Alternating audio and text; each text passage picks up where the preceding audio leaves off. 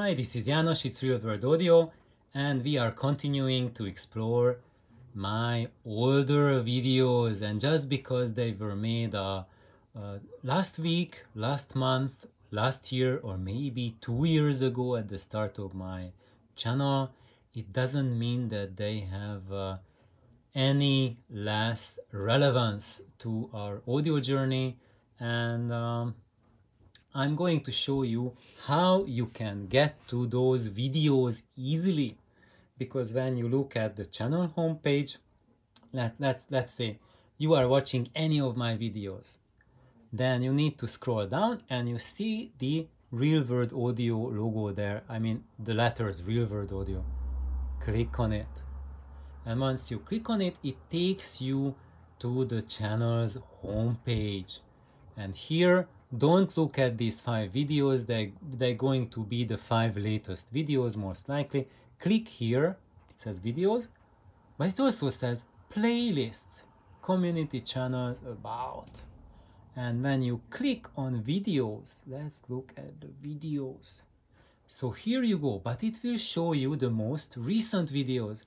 And if you scroll down, you can scroll down for 15 minutes and you still will not get to my oldest videos, because there's more than 800 videos here that I made during these 2 years and 1 month and 3 days. So click on sort by and go date added oldest. Bingo. And we have gone through these parts, these couple of videos, going here, and we stopped right here, right with that video in the last episode of my introductions. And that's another one, secrets of efficiency revealed. I think that's something nice to watch. What is loudspeaker efficiency, and how is it relevant to detail level? Let's just open it up in a new tab. Okay, so we are here, and let's look at the comments. There's one comment left there. Joey left that comment. Read it. How many views it got? 140. So maybe if you want, just check it out. I think that it gives a very nice explanation about why is loudspeaker efficiency important. And if you have a very low efficiency loudspeaker, just throwing 1000 watts at it will not make it equivalent with a high efficiency loudspeaker, and you will not get those benefits that you can get with a well put together efficient system. Okay, so if you are into DIY, thinking about your own audio journey, leaving the mainstream, building your own stuff, this is the starter video. How far can it take you? Just watch it, and I will share upgrading your cables, in which order, how to start upgrading. It's like speaker cables, interconnects, power cords. Yeah, just my take on it. Now, this is getting to serious shiatsu massage here. And horns, understanding horn speakers, part 1, 2, 3, and 4.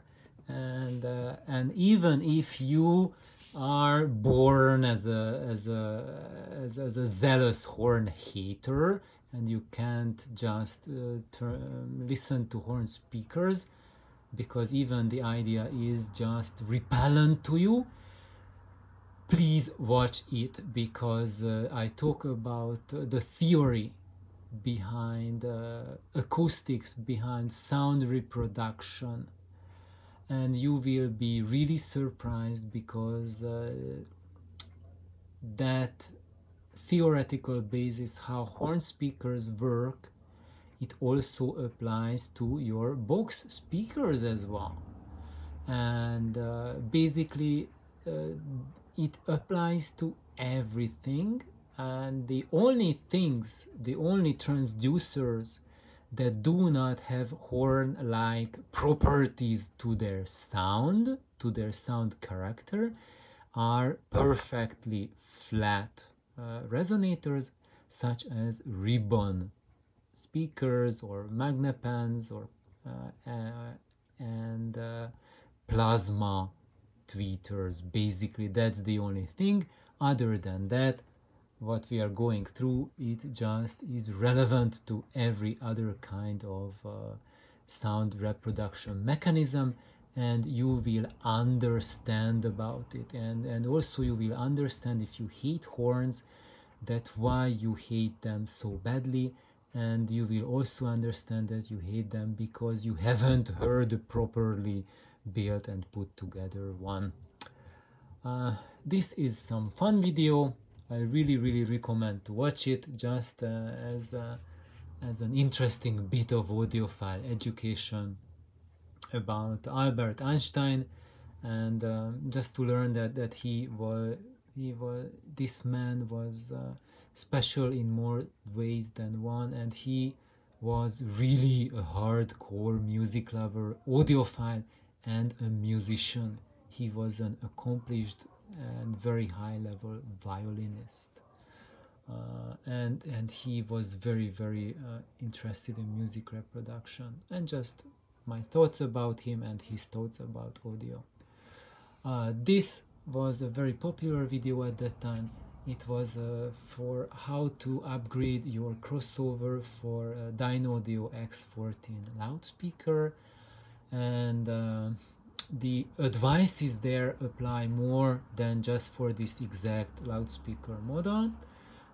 If you have any kind of small bookshelf speaker, you will learn a lot on how to bring it to the next level, and does it really work? So it was put to the test, because Thiago had that loudspeaker and he did modify it according to my advice, and he got so enthusiastic about it that since then he got into building his amplifiers. So he has gotten the AmpCam kit, you know, Nelson Pass's kits, and he is just going deeper and deeper into the DIY road, and he is extremely happy about it, and he started from zero, and he's going from that position in about a year or so, and his audio life has drastically changed in that very short time without utterly ruining his bank. So this is the starting building block, the cornerstone for you if you are a music lover, an audiophile who wants significant change in his system, but you not necessarily want to, you know, like ransom your kids or you know, sell your home or your car to get enough money to buy insanely expensive stuff, which ultimately you won't even be happy with on the long term. So look no further, start there. Now, I call this thing masterclass, and masterclasses are when you see that coming up on my videos. It's not about giving you the basics, it's not giving you textbooks. So if you want textbook kind of knowledge, then I would say get a textbook. This is not the basic. This is when you listen to a professor who knows the field and telling you aspects that are not covered in the textbooks. This is like how to get your perspective to a higher vantage point. That when you look at a problem, not at the problem where you are trapped in the hamster wheel, but when a person looks at the problem who has stepped outside that hamster wheel, and you see not just the breadcrumbs stuck in your hamster wheel, but the wheel itself, that the problem is not finding the food inside the hamster wheel, but the problem is that there's a hamster wheel, and the master class that's teaching you how to get outside those hamster wheels. And I think I could go on and on and on. There's lots of really good stuff going on here about rooms, speaker placement, bass response. More on it, episode 2. And one more thing, or maybe two more things that I want to touch based on this video is this 3-parter here. Is it parter? Yeah, I think it was just 3-parter. It's I'm talking about the Altec Voice of the Theater E5 loudspeaker, and I made it a 3-parter and just yeah, introducing it and just sharing my thoughts about it. I really forgot what I told and how deep I went to it. I think it's kind of like where and it's really just an introduction, but I think it's a big surprise for most people. Then continuing, I call this basically these things that have the Venus of Milo in the front, these 3 ones. That's a little series about compression drivers, so it really ties nicely to the Altec story, because that's the compression driver for the Altec A5. That's the mid-range compression driver, and just telling about what compression drivers do for you, how they are different from other technologies, and I think it's an eye-opener. There is like a tons more of things, but I'm also like, mouth is getting dry, time is getting late, so thank you for holding on, watching, and going down to memory lane. I hope you really get the appetite to watch some of these videos. They really deserve the attention, and I know that if I do not bring them to the knowledge today, people won't watch them, and sadly I do not have that much time to remake them again and again and again, so I'm just showing them to watch them. And that's it for today. Please like, subscribe if you haven't yet, and I hope my videos are educational. Give comments that you think. Even when you comment on my older videos, they usually show up for me, and I can react and see, and really thank you for all the comments and all the time that you give to this little channel. So bye bye.